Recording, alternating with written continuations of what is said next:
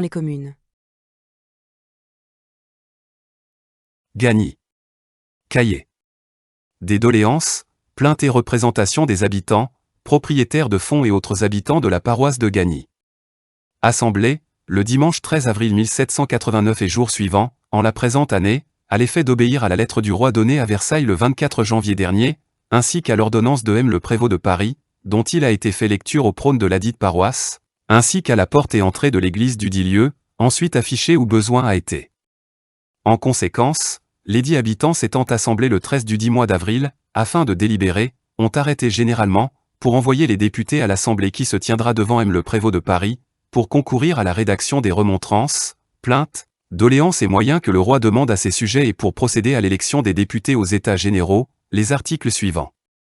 Article 1. Les propriétaires, habitants de la paroisse de Gagny, pénétrés de respect et de reconnaissance pour la bonté du roi qui veut bien rassembler au bien de ses sujets, pour concourir unanimement au bien que sa majesté désire procurer à ses peuples, exposent, par le présent, les abus qui subsistent depuis longtemps dans le royaume, et dont les pauvres mercenaires en sont les victimes. Article 2.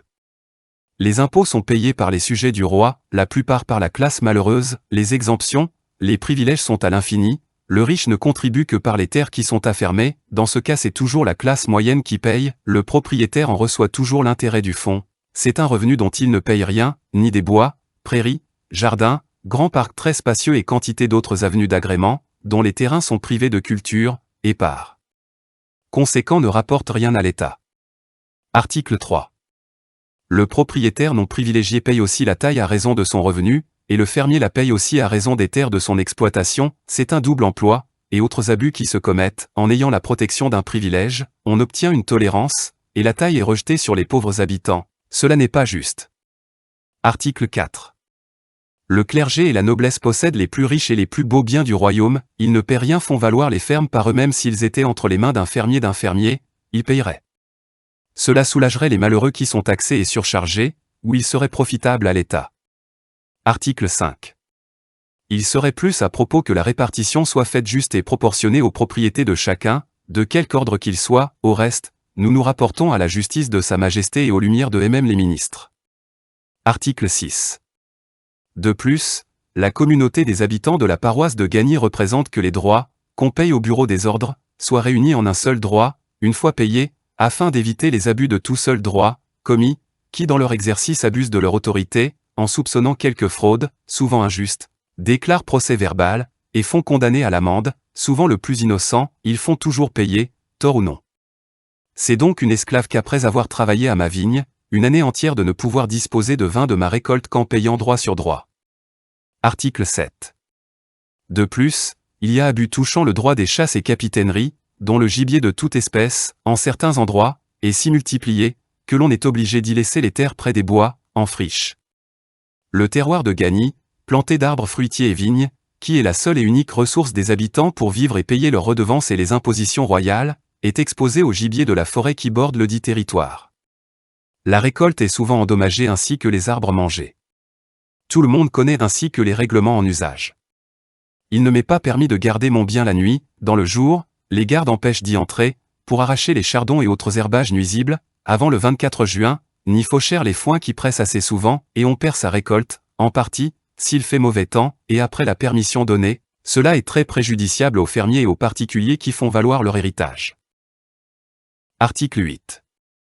La communauté représente que sur les règlements des gabelles, il se commet souvent sur les abus très griefs, en obligeant les particuliers de déclarer au bureau, s'il est pour saler ou pour l'usage du pot, c'est une marchandise dont on peut se passer et qu'on ne peut prodiguer.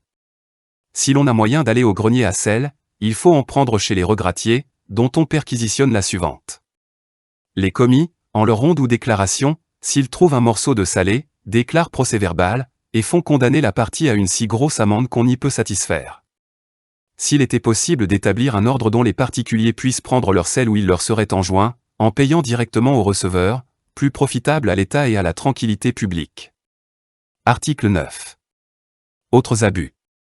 Par la déclaration du roi, du mois de juin 1787, il est ordonné que les travaux des grands chemins seront faits à prix d'argent, ce qui excite les plaintes et remontrances des habitants de Gagny que l'impôt de la corvée des chemins est bien certain plus préférable à la corvée même, mais sur qui impose-t-on les travaux de cet impôt, pour parvenir aux travaux. Sur les pauvres taillables qui sont ceux qui s'en servent le moins, les privilégiés n'en paient rien, ce sont ceux qui ruinent et écrasent, on devrait avoir égard à cette cause, et comme les chemins sont d'utilité publique, que personne n'en fût exempt de l'entretien. Article 10. Il serait à désirer que les lois de justice et de police soient renouvelées parce qu'elles sont pour la plupart ruineuses. A-t-on ? Personne n'a tort en parlant à son procureur, chacun se donne droit et raison et cependant un des deux ayant perdu procès est ruiné et celui qui gagne ne profite de rien. Il serait à souhaiter qu'il ne soit pas permis de faire appel que pour les petites affaires de campagne, il ne soit permis d'en appeler qu'au même bailliage, en ordonnant un prompt jugement rendu à la troisième sentence définitive, s'il est besoin d'enquête, les anciens du pays ou les notables auront pleine connaissance de cause, cela ne nuira pas les parties, comme arrive lorsque les procès sont portés jusqu'à 4 tribunaux.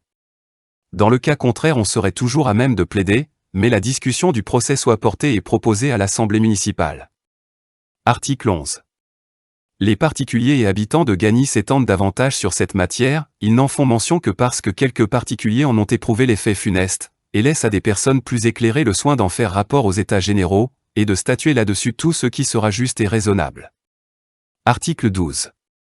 Les propriétaires et habitants de Gagny recommandent à leurs députés de faire ce qui leur dépendra d'eux, pour que les délibérations se fassent en commun, et que les trois ordres consentent en commun, conformément aux lettres de convocation ensemble données par Sa Majesté, sur les remontrances, plaintes et doléances, moyens que les députés des trois ordres seront obligés de porter aux États généraux, ainsi que sur les élections des députés auxdits États. Il leur recommande, en outre, de montrer en toute occasion le plus parfait accord avec les députés des deux autres ordres, comme aussi de l'Assemblée, afin qu'autant qu'il sera possible, ils mettent tous les intérêts particuliers à part, que tous puissent concourir unanimement et d'un même vœu au bien de la patrie et au service du roi. Fait et arrêté en notre Assemblée commune et générale des propriétaires et habitants de la paroisse de Gagny, en la manière ordinaire et accoutumée, le lundi 13 avril 1789. Signé, Raoult, Alexandre, Deroy, Corral, Syndic, Perrier, Monet, Jacob, Dubray, Malherbe, Cordier, Déviet, Cordier, Langlois, Monet, Deveau, Séguin, Fournage, Leroux, Rochard. Vubon, Respiet. Quelques notions utilisées. Aide, impôt sur la consommation et la circulation des denrées dont les taux et l'assiette sont d'une grande complexité. Les boissons sont les denrées les plus imposées et les plus impopulaires, les droits sur les boissons consommées par le producteur au-delà de la quantité fixée pour sa consommation personnelle. Sa perception peut s'accompagner de contrôles et de perquisitions très mal supportés par la population. Bénéfices, charges ecclésiastiques, on distingue les bénéfices majeurs, attribués par le roi, rente, fermage, et les bénéfices mineurs, dont les titulaires sont choisis par concours ou par des patrons, laïcs ou ecclésiastiques. Beaucoup sont donnés à des laïcs à charge pour eux de trouver un desservant et de l'entretenir, portion congrue, appelée gros du curé. Capitation, impôt direct créé par Louis XIV en 1695, au XVIIIe siècle, le clergé et la noblesse obtiennent divers adoucissements, la capitation est essentiellement payée par le tiers-état. Casuel, redevance payée au clergé à l'occasion de cérémonies religieuses, baptême, mariage, enterrement, messe, variable en nombre et en prix. Les fidèles répugnent à payer le casuel en plus de la dîme, beaucoup de prêtres non titulaires de bénéfices reversent une partie des dîmes aux bénéficiaires sous forme de portions congrues. Champart, redevance en nature levée par le seigneur sur certaines terres, avec la dîme, la principale redevance en nature. Colombier, droit d'avoir un colombier et des pigeons, généralement réservés aux seigneurs aux justiciers. Les particuliers ne peuvent avoir que des pigeons en simple volière semi-domestique. Les cahiers de doléances se plaignent des dégâts causés par les pigeons aux récoltes. Corvée, obligation d'effectuer, pour le compte du roi ou d'un seigneur, des travaux d'entretien ou de construction, généralement sur les voies de communication.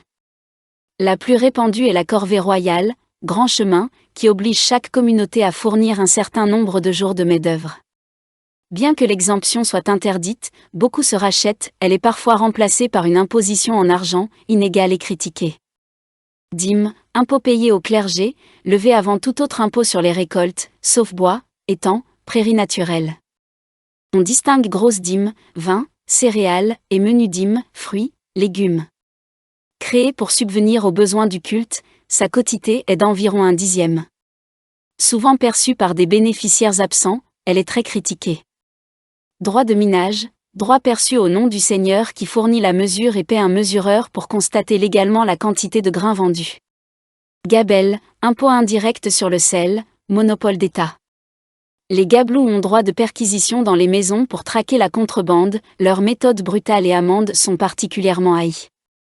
Laboureurs, paysans, propriétaires ou fermiers, possédant au moins une charrue et les animaux de trait. Péage, taxes payées au roi ou au seigneur pour le passage de personnes, bestiaux ou marchandises, ponts, chemins, rivières, entrées de ville.